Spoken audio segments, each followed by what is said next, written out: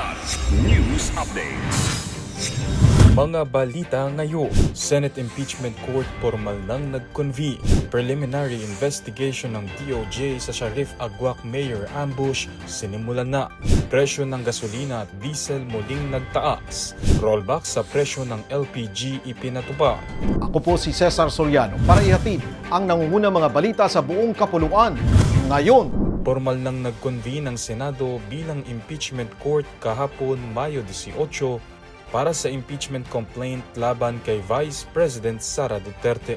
Nanumpa si Senate President Alan Peter Cayetano bilang presiding officer, habang 23 senador naman ang nanumpa bilang senator judges. Hindi nakadalo si Senator Ronald Bato de la Rosa. Kasunod nito ay pinatatawag ng impeachment court si Duterte at padadalhan ng writ of summons. Bibigyan siya ng 10 araw upang sagutin ang articles of impeachment laban sa kanya. Matapos ang tugon ng kampo ng Vice Presidente, may 5 araw naman ang prosekusyon para magsumite ng kanilang sagot bago ituloy ang pre-trial at impeachment trial. Tiniyak naman ng kampo ni Duterte na tutugon sila sa proseso ng impeachment court.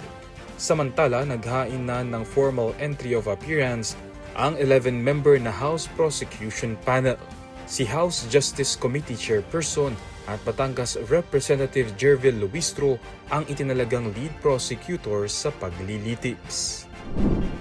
Nagsimula na ang Department of Justice o DOJ sa preliminary investigation kaugnay ng kasong anti-terrorism laban sa 15 individual matapos ang pag-atake gamit ang rocket-propelled grenade o RPG sa convoy ni Shariff Aguac Mayor Ahmad Mitra Ampatuan Sr. noong Enero 2026.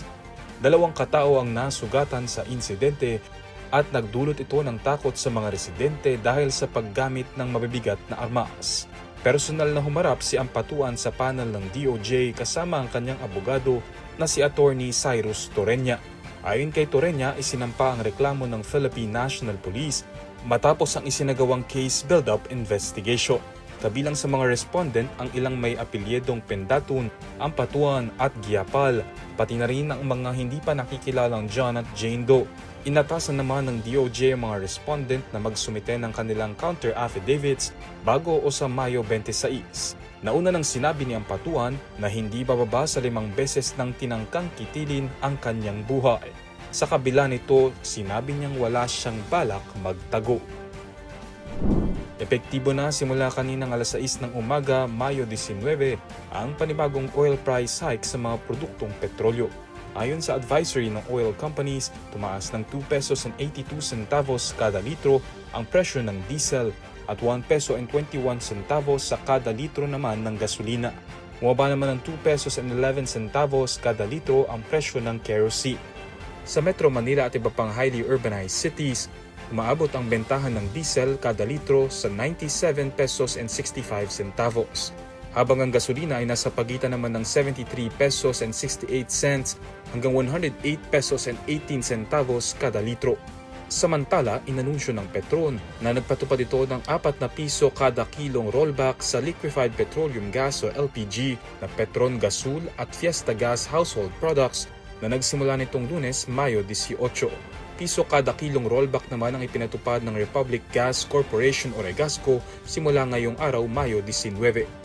Bunsod ito ng patuloy na pagbaba ng shipping cost kasunod ng pagbaba ng presyo sa global oil market. Para sa Kidlat News Channel, ako si Renzo Lenon, nag-uulat. ako po si Cesar Soriano, kasama nyo sa bawat pagputo ng balita.